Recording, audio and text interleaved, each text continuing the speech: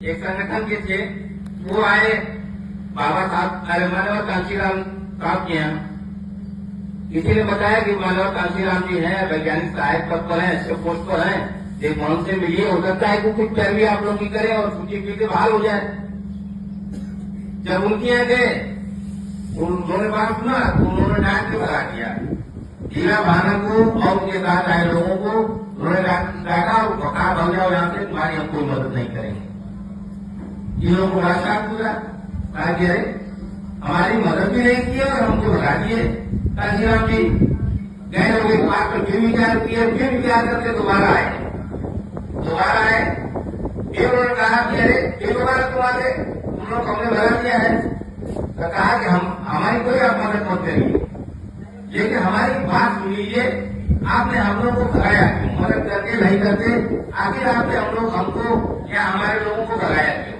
कहा इसलिए भगाया कि तुम लोग थोड़ा सा भी दबाव पड़ेगा तो तुम ही भग जाओगे, नहीं रहोगे तुम, इससे चाहे कि अभी भग जाओ। तो उन्होंने कहा कि नहीं, हम लोग भगने वाले लोग नहीं हैं, आप हमारी मदद करिए, हम अंत तक लड़ेंगे। कहे अंत तक लड़ोगे? कहा हाँ, ठीक है, तब हम तुम्हारी मदद करेंगे।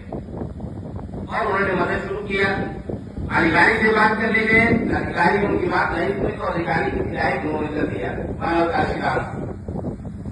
फिर सस्पेंड हुए लोग, एक वकील साहब के पास गए। वकील साहब ने कहा कि ठीक है भाई, आप लोगों का काम तो हो जाएगा, लेकिन फीस लगेगी, तभी 1,000 रुपया लगेगा। अब हीरा भाना कोर्ट के कर्मचारी से उनके पास इतना पैसा कहा था, मानव कांशीराम ने अपने पास निकाल कर उनको कर दिया। आप काम करिए, हमारी रोगियों को ऐसे लोगों की मदद किया करते थे। निमुचा ध्यान से सुनिए, निमुचा आइए जरा ध्यान से सुनिए, बात को ध्यान से सुनिए, आ जाइए आगे जो है। तो इस तरह से गाड़ी आगे बढ़ी।